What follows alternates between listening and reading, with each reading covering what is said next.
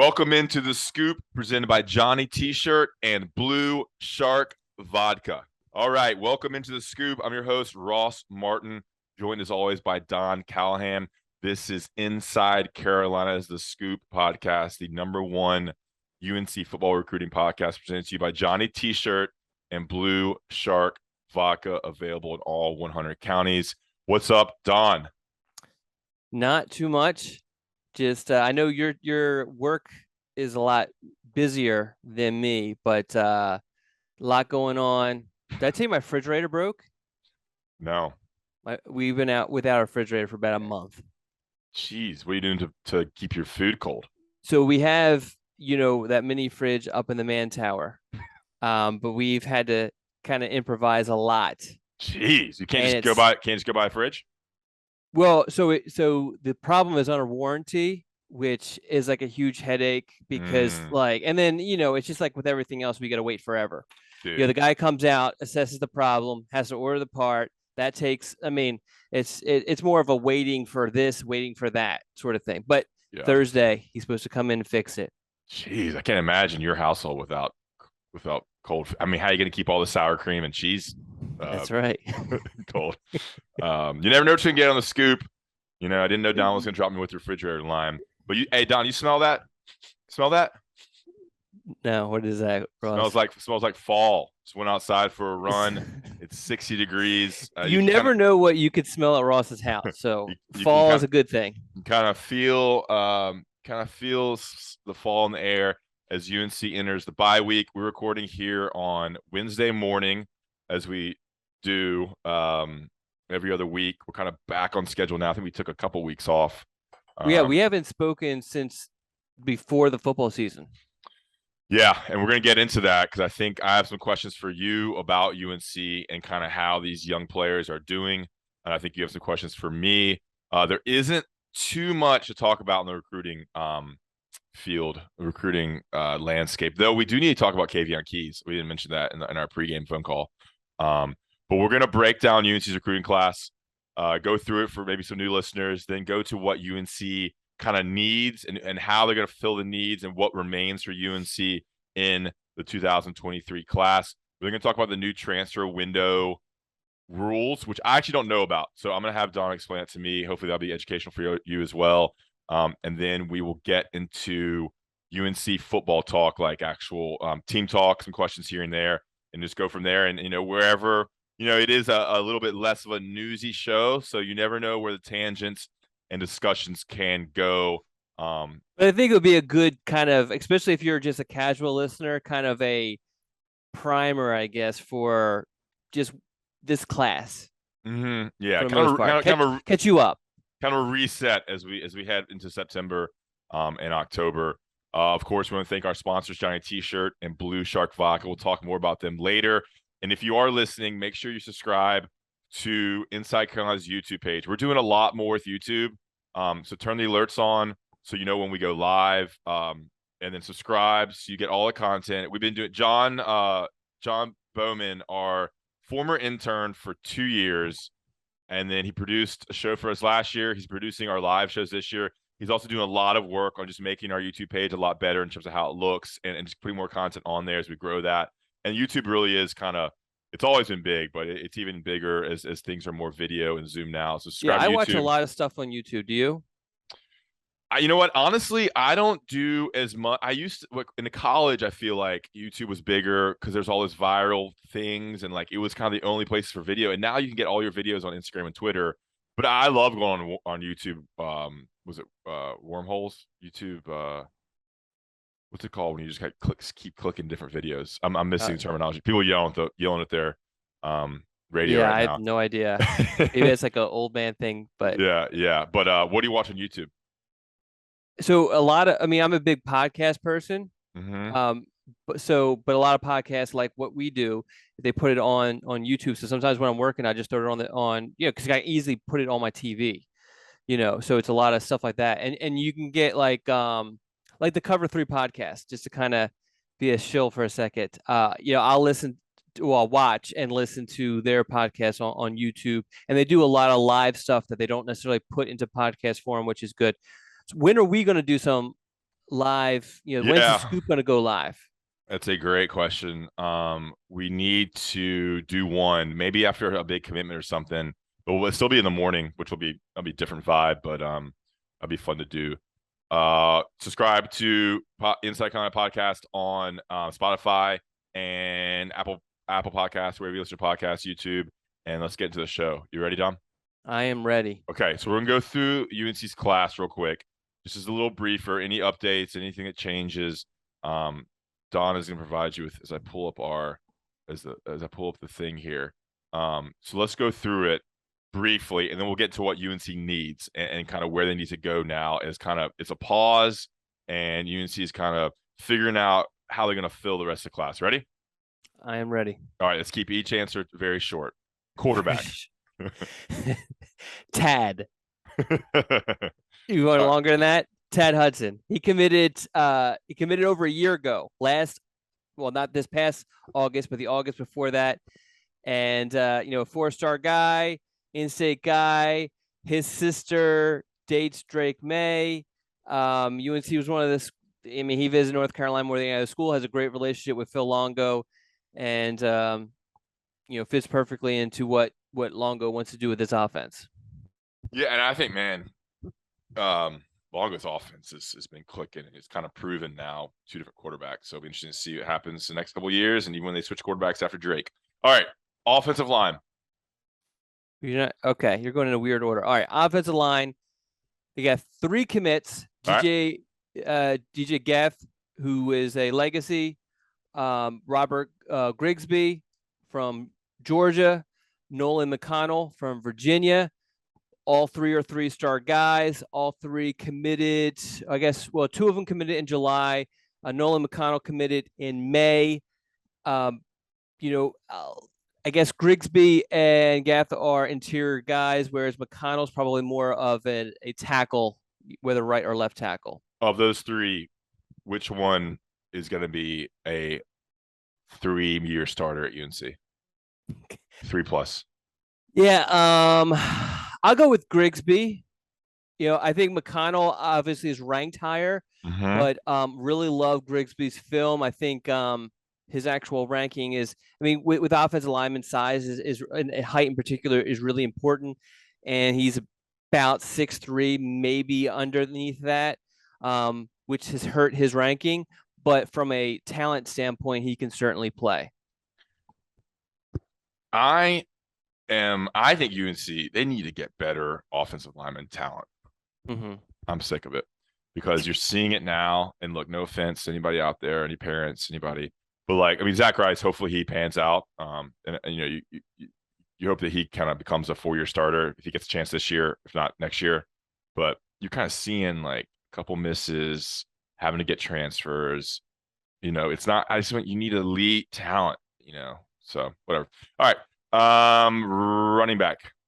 Yeah, so running back's the one position that, as of today, is not going to be addressed with this class, and a lot of that is because what we're seeing on Saturdays with the young running back group. What's kind of interesting, and we'll talk about this more later on in the podcast, is that, and what's not being brought up is you have a guy who comes out, maybe isn't doing so well, and they put in another running back, and he does really well. And then that guy who didn't do so well in the beginning, he comes in later on and he does well. And it's just UNC is this position right now with the running back position that they have so many good young talent that they can just really kind of throw in the hot hand and see what works and what doesn't, and just keep on rotating with different talent, different skill sets. And so they're in a really good position, the running back position. Yeah, and even who's the guy transferred to ECU, the big boy out of that high school down east? Transfer to ECU? Yeah, from UNC. Oh, Edmonds. Yeah, you already had someone transfer me. And look, Elijah Green, scoop guest. He hasn't been playing much. He could be a guy that could transfer. And he's looked good. And he only played. I think he only played in the first game. Yeah, but he had a couple good runs there. Yeah, or at he least did. One good. And they like him. He's a good kid too. But look, they're stacked. And when you see Hampton and Petaway ahead of you, what good running back's going to commit, knowing that they're going to have to beat out those 2 guys for at least 3 years? All right, wide receiver. wide receiver is probably one of the better positions as far as just talent that North Carolina is signing. You got 4-star Chris Culliver, 4-star Christian Hamilton, and high 3-star Paul Billups. Billups was the most recent of those commits, although that was a foregone conclusion for a long time. He committed in August, whereas Culliver and Hamilton committed just a few days apart in July.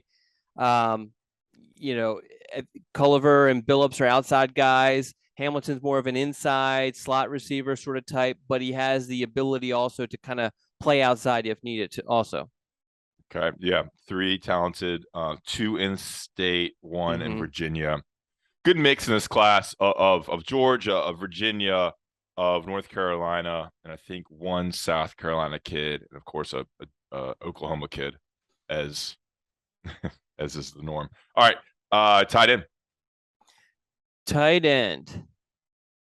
Julian Randolph. Julian Randolph. So this is a kid from Virginia who has kind of flown underneath the radar for whatever reason. Vanderbilt found him first, offered him. No other schools at the time were showing him any interest, so he committed. Then other schools started to recognize him, threw some offers at him. He opened up his recruitment. North Carolina offered, took a visit. North Carolina committed just before his official visit back in June. He's probably having one of the better senior seasons. If you look at his stats, he missed his first game because of a concussion, but the last 2 are, over 100 yards each one, multiple touchdowns. He plays more of he's actually, and UNC fans are going to like to hear this, very similar to Bryson Nesbitt, where he's in high school a big wide receiver that North Carolina obviously wants to convert to tight end, where he'll be a receiving target. Yeah, and I mean UNC's tight ends are having a great season so far. John Copenhaver, Bryson Nesbitt, and Kamari Morales all having great seasons so far. So you're seeing tight end becoming a bigger part of the offense, which I said multiple podcasts should help recruiting. And Julian Randolph kind of fits that mold. This thing keeps opening.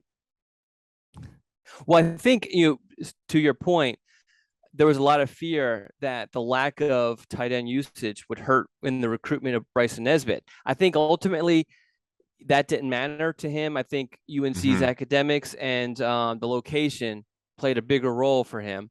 But yeah, so it obviously worked out. Yep. All right. Defensive line. This is like the interior defensive line, not edge players. Oh, so okay, not edge players. All right. So we have 2 guys. We have a 3-star from Georgia, Joshua Horton, and we have a 4-star from Virginia, Richmond to be exact, and Joel Starlings. Joel committed before the summer. Horton committed after the summer. Different situations. Whereas UNC was a strong player for Starlings for a lot of his recruitment, even during when he was committed to Michigan for a little bit there, but then took his official visit and just ended it there, even though he had other official visits scheduled. Horton was a situation where he really wasn't interested in North Carolina. He'll tell you that before the official visit was kind of a throwaway official visit. Ended up taking it, loving it, and then after about a month of kind of thinking about it and talking with his parents, he committed to North Carolina. All right, so 2 defensive linemen. These are the big interior nose tackle, 3 techniques. Joel Starlings and Joshua Horton. Okay, edge rushers. Edge position, 24/7 Sports has a designation called edge, and UNC has, I think, 3 or 4 of them committed. 3 of them committed, and just like wide receiver, you're looking at 2 4-stars and a high 3-star. And the high 3-star, I think, has a ton of potential. Tyler Thompson is a basketball player turned football player, needs to really kind of fill out and needs to kind of continue to fine tune his game, but has great upside. Then you have Rico Walker and Jay Brown Harvey. Walker's, talk about ceiling, has probably the highest ceiling of any UNC commit. Jay Brown Harvey not having a great senior season, but his junior season put up some huge numbers, some just literally unbelievable sack numbers. I purposely watched a lot of his, or went through his highlights of his junior season to kind of track some of the sacks. But once I got to a certain number, I was like, all right, I believe. I can't remember how many he actually says he had, but once I got to a certain number, I was like, all right, I believe the rest. Awesome. Why is he not having a good senior season? I don't know. And it might not be so bad. I just haven't been able to get a whole lot of information on what's going on there. A lot of people, there have been others who have mentioned that he's been non-existent in games. But yeah, definitely something I need to investigate. Okay. All right. Linebacker. Linebacker. Linebacker, this kind of, you wanted to talk about Kavion Keys. Yeah, so and I think we need to talk about Keys and we need to talk about Campbell. Okay. All right. Well, we'll knock that out right here. Okay, let's do it. So both of them committed to North Carolina in August, about 5 days apart, I think. Campbell took official visits to North Carolina, Maryland, and West Virginia. But he kind of admits that he committed during the official visit to UNC. He had made a bunch of visits prior to that official visit. So the official visit just kind of sealed the deal, but he wanted to wait until August for whatever reason to announce the decision. He's kind of your traditional sort of inside linebacker, stocky kid, hits really hard. To use a term that you love, runs like his hair's on fire, or plays like his hair's on fire. He literally, you watch his film, it doesn't matter. If there's a brick wall in front of him, he's going to run through that to get to the ball carrier. Kavion Keys is different in that he's an outside guy. He's long, he's rangy. He's going to be able to do a lot of different things, in coverage, blitzing, that sort of thing, playing in space. But, with his recruitment, he basically came down to North Carolina, Virginia Tech, and Penn State. Penn State was the only other school he officially visited. And they kind of, I think, gave UNC a little bit of a run. I think North Carolina was the leader throughout much of his recruitment, but Penn State definitely gave him something to think about. This is Keys? This is Keys, yeah. Okay. And so what's going on with Texas A&M? Oh, so that's the other thing. So right before he was about to, he was going to commit on that Saturday, which is the Saturday of UNC's opener. Mm-hmm. I think it was that Thursday or that Friday, Texas A&M offered him. So then he kind of added them to his finalists and said, "Hey, I'm going to commit somewhere. I'm going to delay my announcement to Monday. I'm going to commit somewhere, and then I'm still going to take my official visit to Texas A&M." That was supposed to happen this past weekend, but a week ago, he decided to delay that visit until I think November or December. Now so he's going to visit Texas A&M in November or December. That's what he says. Now here's probably, what typically happens in these situations is that Texas A&M likes him, like some other guys more, wants him to come later on because they'll have a better idea of what their scholarship numbers look like, and if they have space, they'll bring him in. If they don't, they won't.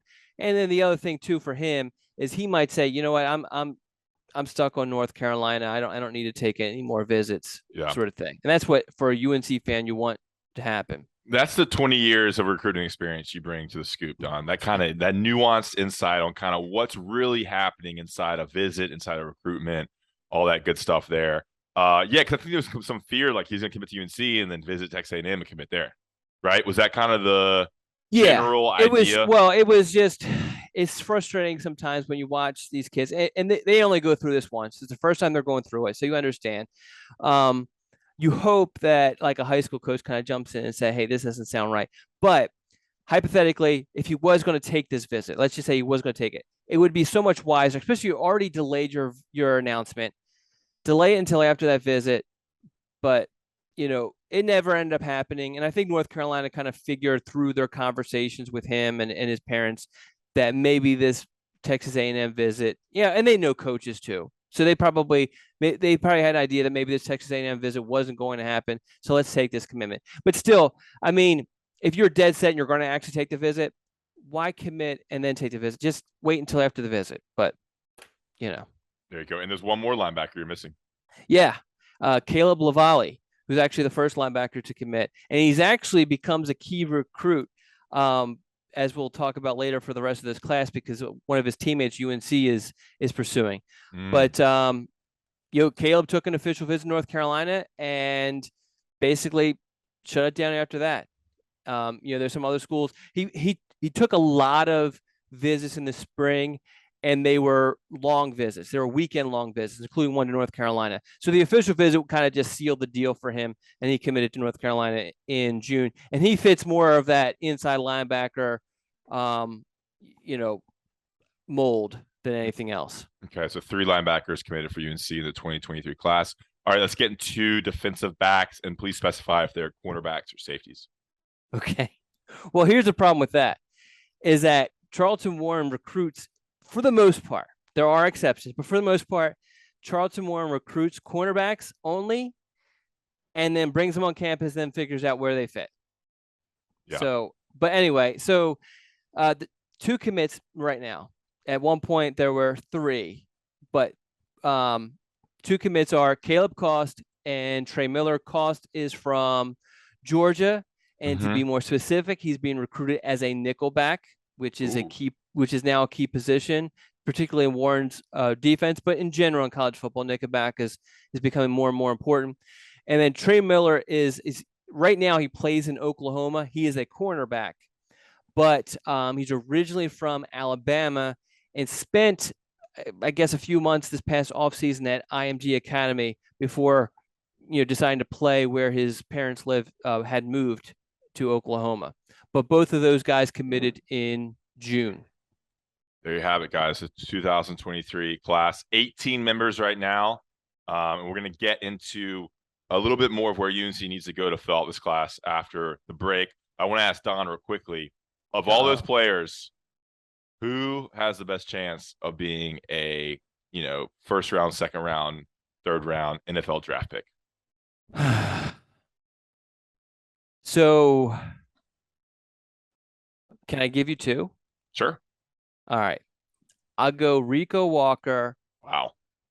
And Chris Culver. Rico Walker has all the tools. The thing with Rico is 6'3". Yeah, I mean 6'3", but the athleticism, the bend around running the edge, the length. He went. Did you go to the show, not this past summer, but the summer before? Did you go to the Showtime camp? Probably not. Okay. He didn't do a whole lot of pass rushing heading into that camp ever. Definitely not in the game because he plays like a linebacker sort of thing.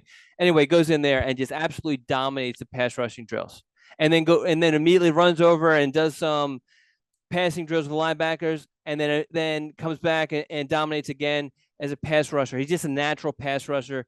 If everything lines up for him, he has all the tools. Chris Culver, another guy, has a ton of tools. Has really good length, good straight line speed. He's a track guy. He's one of those kids that just plays a lot of different roles at his high school. I love kids like that. And, kids like that typically, once they focus on one position, just absolutely excel. And so, I think, like I said, very toolsy kid. There you go. All right. When we come back, we're going to talk more about this class and where UNC turns to fulfill certain positions, offensive lineman, cornerback, defensive back. Before we wrap up this podcast, but first I want to talk to you about Blue Shark Vodka, the smoothest vodka in the world, sponsoring this show, sponsoring Calling the Shots with Jeff Schottmer, which is airing. Do you guys take shots during that? No, we do not. You should. It's Monday morning. We air every Monday morning. It goes onto our YouTube page. We're also adding it to the back of the On the Beat podcast. So Blue Shark Vodka, available in all 100 North Carolina counties. Very accessible price point. Very smooth. Vodka goes with a lot of different things. Buy it for your tailgates. If you see me walking around, yell my name and show the bottle. Blue Shark Vodka supporting us, a local independent company. When you have a chance, supporting to shop local, support local because they employ local people, and it's good to fight the corporations by supporting local companies. Blue Shark Vodka, made out of 100% North Carolina sweet corn, accessible in all 100 counties. Parts of South Carolina. I think they're in parts of Florida now and Las Vegas.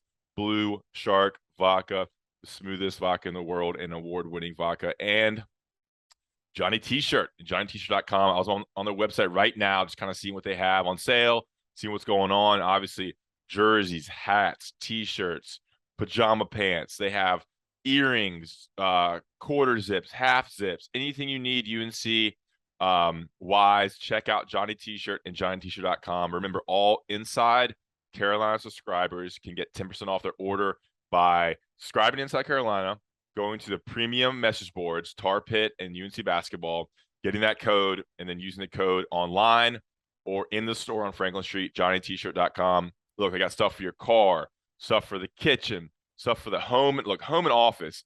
They have books, diploma stuff, lighting, office, pencils, pens, outdoor, tailgating stuff. They got mugs, magnets, drinkware, plastic, paper goods, water bottles, wine glasses, and accessories. Maybe you come for a tailgate, you don't have wine glasses, you don't have coasters, you don't have whatever. Head to Giant T-shirt, get that checked out. Of course, fall is around the corner. Get your sweatshirts. Big sweatshirt guy here. Anything you need, crew, hooded, jackets, pants, polos, button-ups, anything you need at Giant T-shirt, johnnyt-shirt.com, right on Franklin Street. Support local, support them, they support us, and support Inside Carolina podcast. We'll be right back with more of the Scoop podcast. All right, welcome back into the Scoop. Don, what's going on?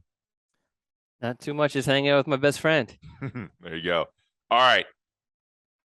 You want to talk about this. Where is UNC right now in the 2023 class in terms of where they need to go? How do they finish this class? Remaining needs, remaining targets. Let's get a general look, and then if there's any civic names you want to talk about, we can get to that. Then we'll talk about kind of any concerns fans should have about UNC football recruiting right now in September in the year of our Lord 2022. Yeah, so where we're at now.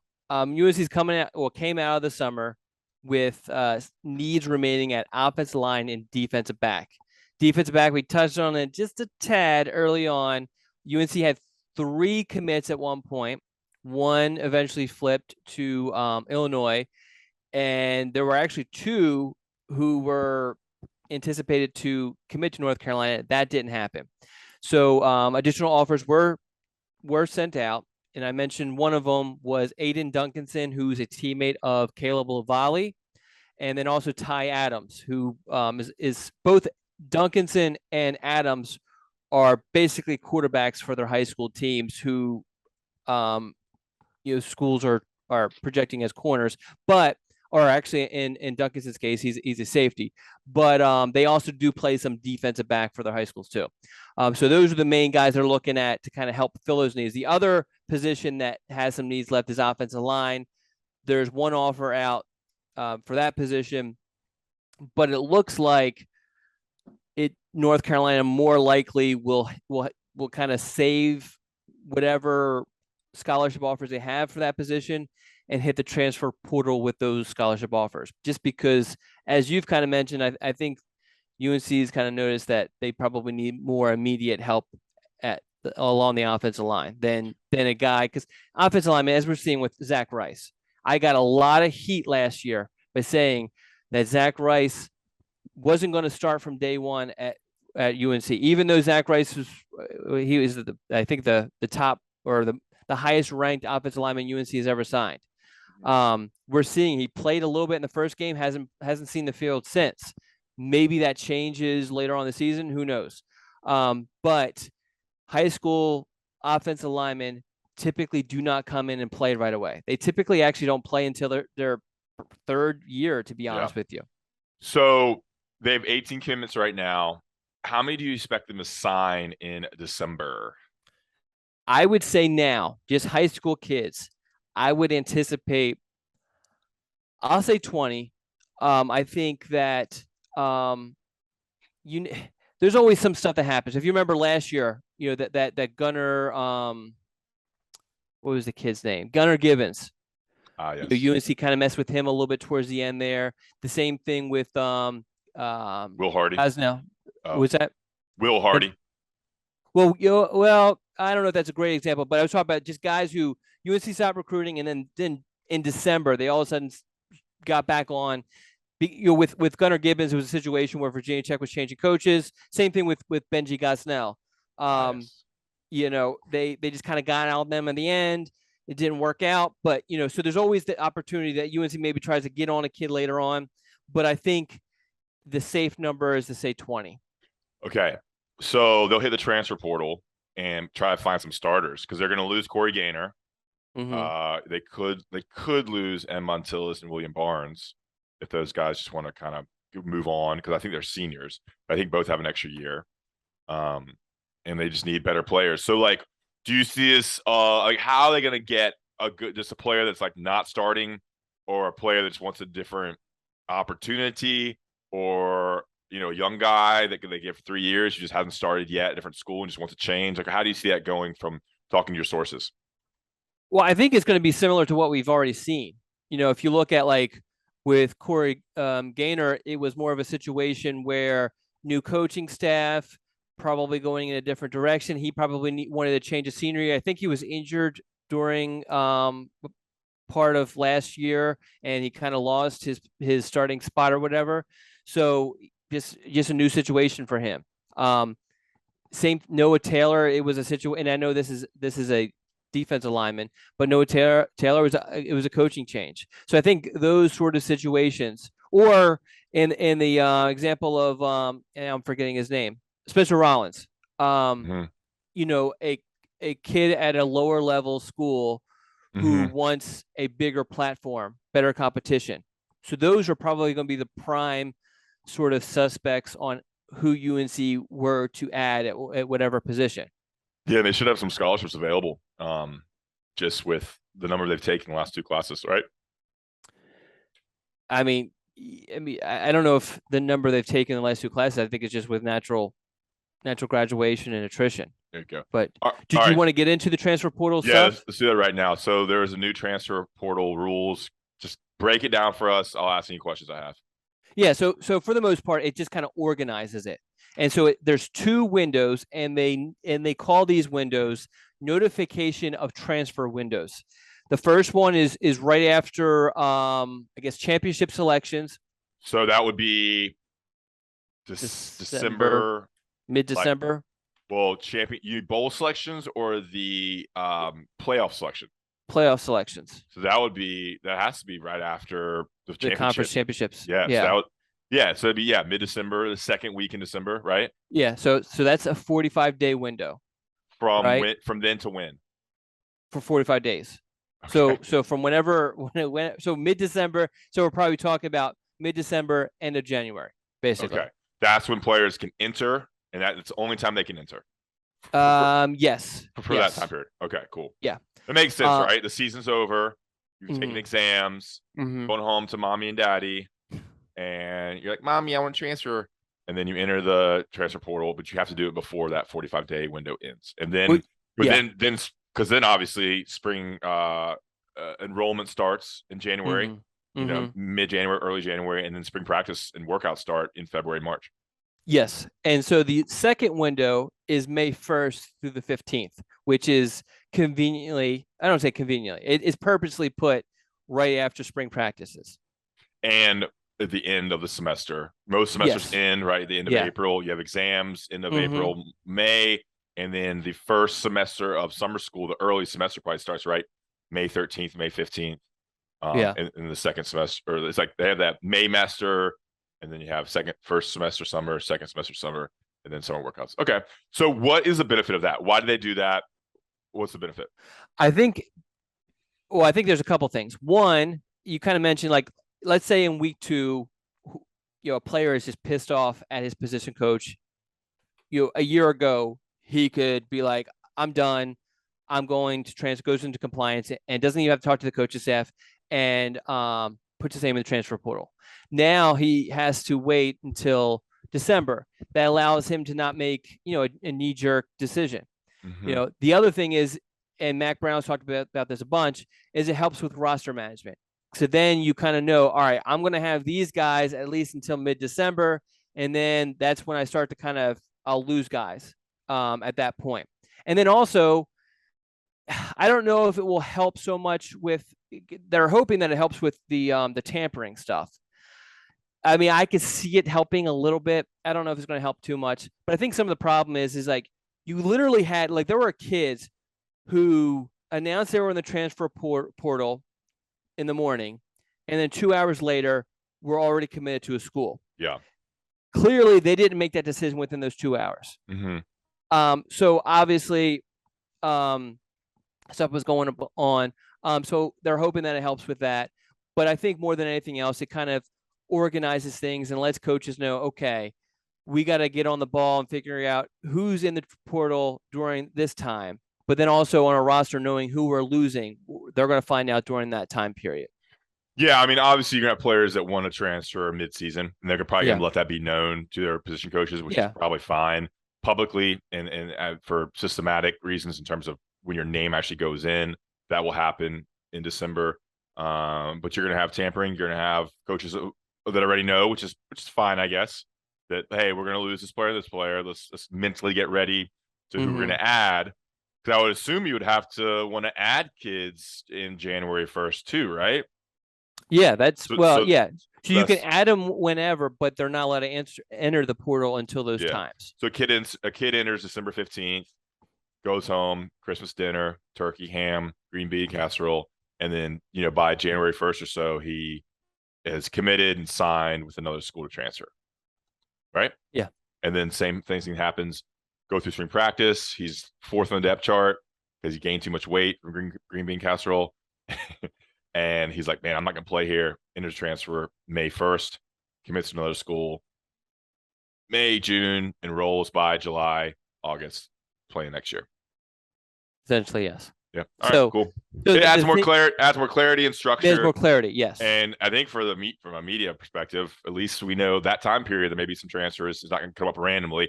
Because I remember sitting at a coffee shop in Morrisville, North Carolina, writing transfer stories because some random UNC players enter the transfer portal in like October and November. Yeah. So now you won't have to worry about it. So just, it adds a little bit organization to the calendar. I think with anything else that happens with college athletics, there's going to be unintended consequences. And we probably have to go through this a couple of times to kind of see truly what this means. So, yeah. Yep. All right, cool. No more talking about that. That sounds good. Wrap that up. Okay, you brought this up, and it relates to kind of what we were talking about a little bit earlier. UNC football recruiting right now. Your camera's getting messed up, Don. Oh, I think it's foggy. There you go. What happened? Yeah, you want to see me sharp. I think I moved, and I guess it fixated on something else. Okay. You need to fixate on me. Your hair's looking great. Thank you. I saw. You know how you have that one streak? Yeah. You had that growing up, right, or whatever? No. Well, so when I was in college, I started to run really fast with my head down, right? Tell the real medical thing about it. There is no medical thing about it. But you got a gray streak when? When did it start? It started in college. Okay, I have a point to this. I was in Folly Beach, South Carolina over the weekend, and we were just sitting having coffee outside, and there was a guy had a big beard, and he had gray literally on one side of the mustache down here was all gray. And I was just talking to him, I was like, dude, that's crazy, man. He's like, yeah, it just grows this way. Well, so I don't know about that situation, but there have been other situations where I've seen someone with that stripe, and then it's required. We must join heads for at least like 5 seconds. Yeah. All right. So UNC football recruiting, how is it going? I didn't want to bring this up. This is what we talk about. This is the scoop. This is why the class is okay. It's not great. It's ranked. Look, it's ranked 20. It's ranked 20 in the nation. It's not awful. They're not getting the 4 and 5 stars, and it seems like it's trending a little bit. Like they're missing out on some guys.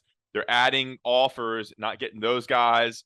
They're kind of like scraping the bottom of the barrel to fill this class. Whereas last 3 seasons, it was 4 and 5 stars and competing with Georgia and Clemson, Alabama, and Tennessee, and like beating some of them out for guys. And right now, it seems like there's a little bit trend downwards. UNC is 3-0. They have a great quarterback. They got all this talent on the field. What is your general take on the direction and trajectory of UNC football recruiting right now? So the 3-0 is not going to affect anything right now, like with this class. That was just a kind of comment. Yeah. So I think there's a couple things at play here, just to kind of throw them out there. One, ever since the 2021 class, the in-state has been down a Mhm. bunch. Last year, it wasn't that big of a deal because of UNC was able to go in Virginia and pull all of those guys, and there was a bunch of them. We talked about Zach Rice, Tayon Petaway. Holloway, Petaway. Andre Green, Petaway, all those guys that were pulled out of Virginia. So it wasn't that big of a deal. This class, Virginia this year hasn't been great. So that has hurt North Carolina. There's also been different coaching changes that I think has affected things also. You could say what you want about Jay Bateman as a defensive coordinator, but he was a great recruiter. He really was. And really, I think we're also seeing that it wasn't necessarily Jay Bateman's fault. Yeah, His defense.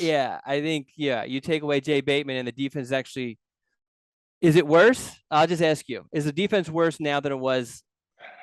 I'm trying to think back to last season, but based on the competition right now and the idea that the players should be better, that they've had a whole another year to get better, I would say right now it is worse than last year. Okay. All right. As a recruiter, Jay Bateman was really an underrated recruiter. Mm-hmm. I always take note of the names that a recruit says. Jay Bateman, for just about every defensive recruit North Carolina's had for the past few years, Jay Bateman's name was brought up. And then even some of the offensive guys, he was really big with Caleb Hood. Even though Caleb Hood was kind of recruited as a defensive player early on. But anyway. And his dad played at Carolina. Yeah. But Bateman was yeah. I mean, Caleb Hood was going to end up in North Carolina. It'd be like trying to recruit you to go to McDonald's. You're going to go there. You're going to go there anyway to get a McFlurry. True. I'm just saying, but Bateman was involved with that. But I mean, if you talk to like Rara and Javari, Ritzy, and all these other guys, I mean, they're going to say Jay Bateman was a big part. Anyway, Des Evans, yes. Yeah. So those things, but I think also for a while there, Mac Brown was selling the idea of this is what we're going to do. We're going to compete for conference championships. We haven't done it yet because I haven't been here long enough. But once I get my players in here, we're going to win conference championships. Last year, well, prior to last season, I think North Carolina was constantly moving in that direction, slowly, but was moving in that direction. Last year, UNC clearly was not. And I think in particular, the bowl game, a lot of kids have mentioned that bowl game against South Carolina to me because it's a bowl game. It was what was it, like a afternoon? It might have been like a Saturday afternoon game. A lot of kids were home. Well, those bowl games are usually standalone games. They spread them out across 20 days. And they're during the holidays, so 12, kids are home. 12 o'clock spot, 3:30, 6. And so like it's the one ESPN has them, most of them on ESPN.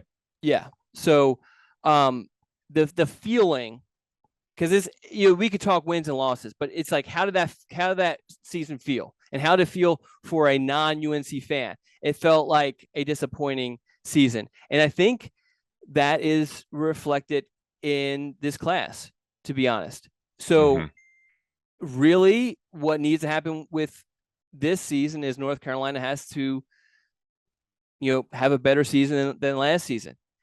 And the talent in state and in Virginia, when that's up, it's going to be a little bit up for North Carolina. Well. It should be. Yeah, there should be some good. We'll see. I think it's going to be probably maybe a little bit better than this past class, but there's definitely some players in there. I mean, you have Jonathan Paler, you have Jaden Davis, you have so those are national guys, and there's a bunch of really good Power 5 guys also. Yeah, I mean, look, hey, a little honesty here from Ross. That's what we came here for. This is what we get in trouble for. The luster, is that the right word? The luster, I think so. Has kind of worn off on the whole Mac Brown thing. He came in with all this hype, he had all these good coaches. You had Tim Brewer, the shine had what did I say? Brewer. Oh, Tim Brewer. Who's that? You confused Gunnar Brewer and Tim Brewster. Two different guys. Very different. What's funny is I'm good friends with both their sons. Like really good friends. But yeah, the dads are very different. Anyway. And like it was hyped up, Mac's back, let's go, Dre Bly, all this, we got great offense. We got Sam Howell. It's awesome. And they won the first season, 7 games. Next season was the COVID year. They won 8 games, but went to the Orange Bowl. Looked great. Javonte Williams, Michael Carter, Donnie Brown, Daz Newsome, Sam Howell going into his junior year. And then they kind of fell off a cliff because that was the year it was like 10 wins, 11 wins, Heisman, and it didn't happen. And now it's like you got this coach who is selling something, and he's a great salesman. And I buy it. He's great. He's a politician. He's a great guy. He's likable. But when you sell something and you pump all the sunshine, and it doesn't happen, there's going to be some side effects from that. And we're not there yet. I think that people are still kind of in on it because of the recruiting. Recruiting is what? What do you sell with recruiting? You sell hope. Your voice crack? Yeah. Hope was the correct because answer. you touched me with your speech. You touched me. Hope was the correct answer. You're selling this hope, so you're still buying in potential. Now you have to see results. Now it's results, and this should be the year. This year, next year, it should be 8, 9, 10 wins, at least getting to 8, 9, and then go from there. And so this is a big year, and next year's a big year. And then other than that, I mean, if it's 6, 7 wins, that's dicey Dave. So I'll just leave it at that. But you would think with recruiting, this leads to our next big topic. The talent is there and it's in place, and things should be rolling. And I think they kind of wasted the Sam Howell era. But it did benefit them for recruiting and getting all these players in. And now it's time to kind of to put up or shut up, I think, for this team and this coaching staff. And look, I think at some point, if these players aren't developing, you're going to have to make some tough coaching decisions and changes. Well, and that's kind of, because, and I don't know if this is kind of our segue, but like if Chiswick and Warren weren't here the last 2 years, so the defense obviously can't be blamed too much on them. I guess, I mean, they're involved this year, but so that leaves you on the defense, Tim Cross, Dre Bly, and Tommy Thigpen, who technically holds the title of co-defensive coordinator and has held that title since Mac Brown was hired. 2 of those 3 guys are Mac Brown guys. They played for Mac Brown. Yes, played for Mac Brown, very, very close to Mac Brown. And the thing is, it kind of almost reminds me of the situation at Iowa. Are you following that at all with Kurt Ferentz? I am not. All right. Well, you don't need to look now. Their offense is terrible. Okay. And his son is the offensive coordinator. Against an FCS coach, FCS school, they scored 7 points. But listen to this. The 7 points wasn't a touchdown. It was 2 safeties and a field goal. That's all they scored against the FCS team, and they beat them. Against Iowa State, the rival this past weekend, they only scored, I think it was 10 points. So clearly, and they're in a situation where, like, he can't fire his son, can he? And so I think it's almost kind of similar with Mac Brown and, and his guys. It would be very difficult for him to part ways or do whatever with those guys. Yeah, and Tim Cross didn't play for him, but Tim Cross got a start, I think, at Texas as his strength and conditioning staff member. I think he's worked with Mac Brown before. Would you think there were? Yes, he did. Yeah. Do you think that he would be the next one to kind of go if the defense doesn't improve? I would just say this. I think if the development and play of your position doesn't improve over a 3-year span, 3-4 year span, you got it's time to look in the mirror for those coaches. So, I mean, that's basic. If you don't do your job, it's a performance-based business. So, and like they're getting paid a lot of money. So, like, I'm not trying to fire anybody, but I mean, that's kind of, and like you made changes. You added Charlton Warren and Gene Chiswick. So you would think that, like, all right, some things will change, and obviously defense is struggling.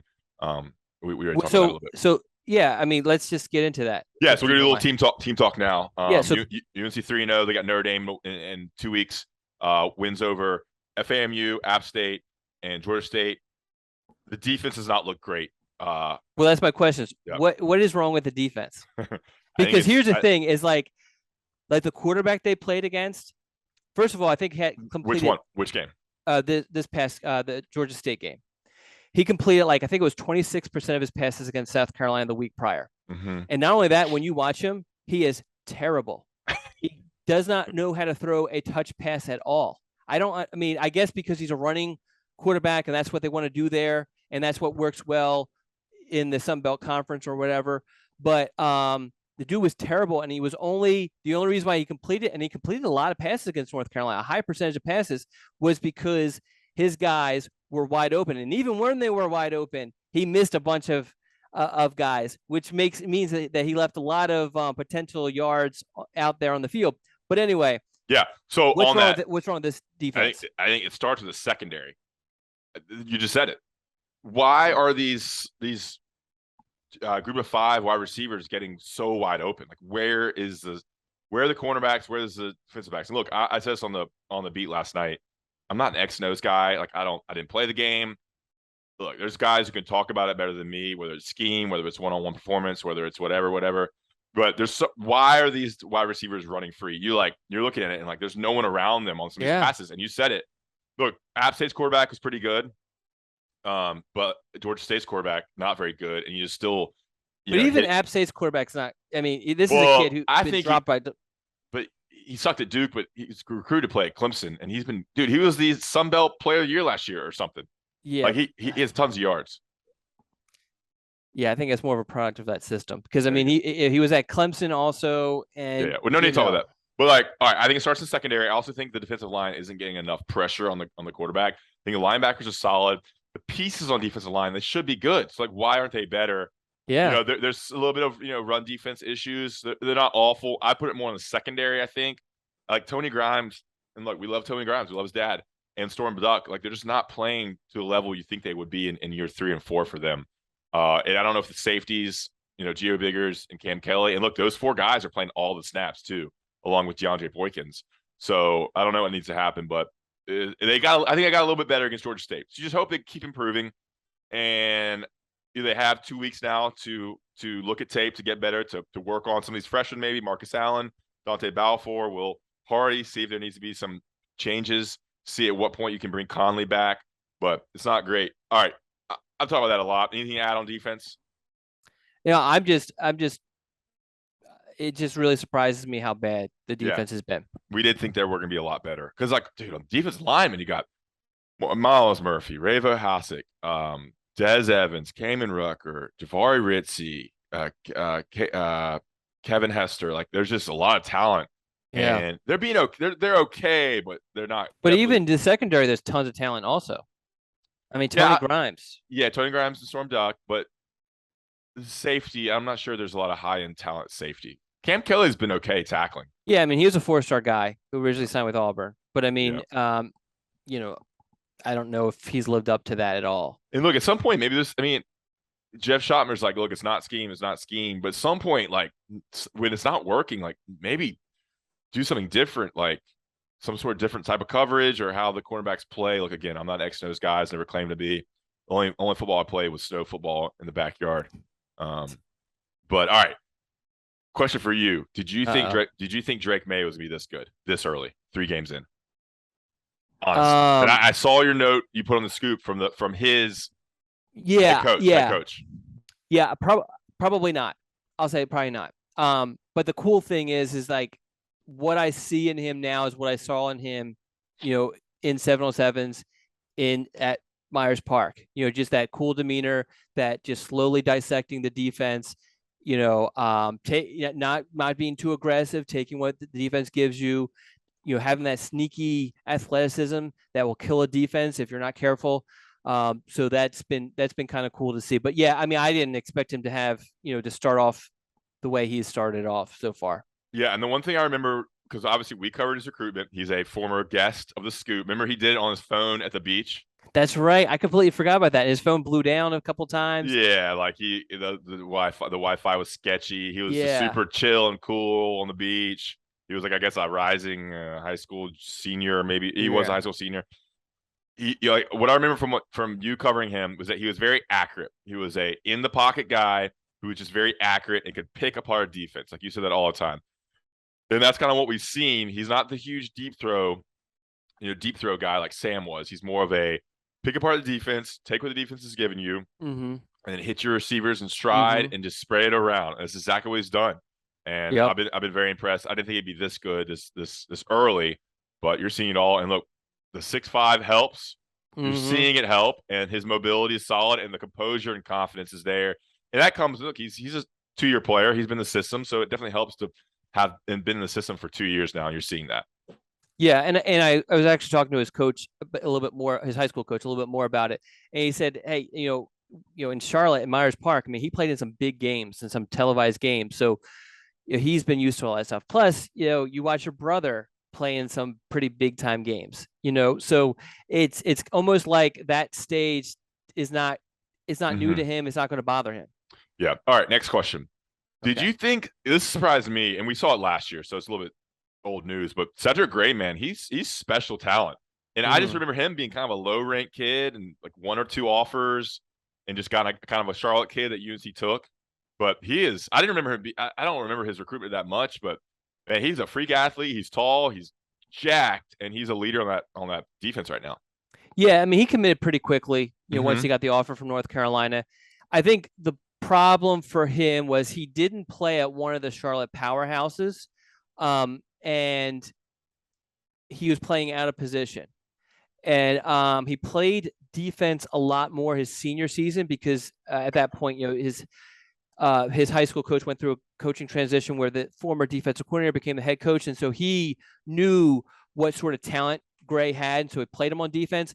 But because he was the best player on that team, he had to play an offensive position in order for his high school team to succeed. And so a lot of schools, I mean, you kind of you had to be creative with him, looking at his size, his athleticism, and kind of projecting him to linebacker. And give North Carolina credit, they were able to see that with him.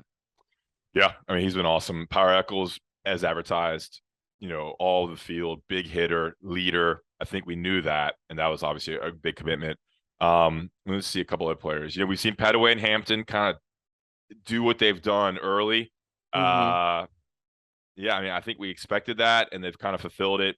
Both of them had a kind of off games, but both have had some big games too. Petaway scored 2 touchdowns in the first 2 games. Hampton has 5 touchdowns. He's kind of that kind of the bowling ball through the middle, but also can break off big runs. Any thoughts on what you've seen from them? Yeah, I touched on it a little bit earlier. It's great that they're able to kind of throw one out. If something happens, pull him out, put another guy out there, and it's not just those two. But before, Caleb Hood, they were able to do that with him. Elijah Green came in the first game, had a good run. I feel like I'm forgetting someone. DJ Jones.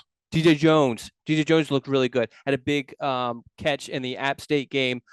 He's a guy I really liked in high school also.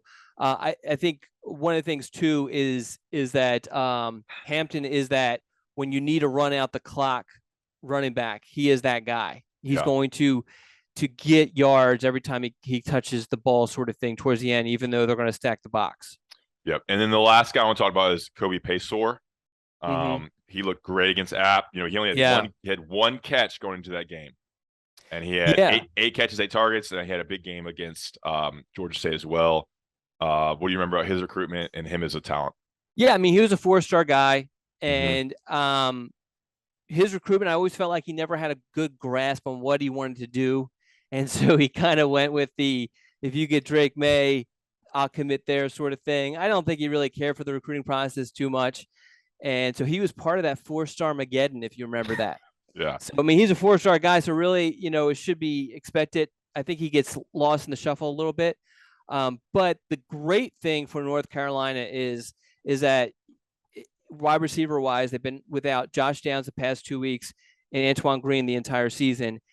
And people mention that. Mac Brown always brings it up, but I'm always like, who cares? These wide receivers that they have right now have been really good, even without Downs. I mean, obviously you want Downs out there. But like in JJ Jones, I think he's looked great. He's another guy who, what I saw in high school, I'm seeing finally on the football. I mean, I guess I shouldn't say finally because he's just a sophomore, but what I'm seeing that on the football field. Let me throw one at you. Andre Green, friend of the show, dad's probably listening now. He's seen the field on offense, but not much of a factor early on. Yeah, and I was surprised by that, especially when Antoine Green went down. I guess they just, JJ Jones been in the system for 2 years and players playing ahead of him. Gavin Blackwell plays the same outside position. So just a matter of guys being ahead of him in the system. So it will come eventually. Yeah, oh, absolutely. And they're definitely not redshirting him because I think he's played in every game. But yeah, I can't wait. I think he's gonna be a talent. And they have three more receivers coming in next year. So the wide receiver group is solid. Travis Shaw's played a little bit. I was watching the game at like a bar by myself on Saturday in South Carolina. Called me. Oh, you're in South Carolina. South Carolina. He played 17 snaps and the game was close the whole time. So obviously they were valuable snaps. I don't know, did you see him at all? I saw him one. I remember seeing him once in the opener. He didn't play against App. Correct. And the only reason I know all that is because keep track of those things. But yeah, I mean, he's the one I actually expected to play a little bit more, especially with how bad the defense has looked.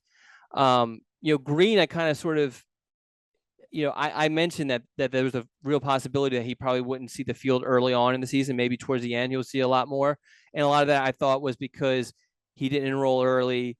There was going to be a huge step up in competition compared to what he's used to. But with defensive line, I mean, it's see ball, get ball, especially for Travis Shaw. So I expected him to play a little bit more, but so maybe he'll get in a little bit more later on. Yeah. All right. I just got an alert that we've been signed out from another device. So hopefully this is all going to save. But guys, that's it for us. Big show, longer show than I expected. Didn't seem like we had much to talk about. But you bring Don Callahan to the table. He always brings the content. Thanks for listening. Shout out to Johnny T-shirt and Blue Shark Vodka. Subscribe on YouTube. Thanks for listening. We'll be back in 2 weeks with more Scoop.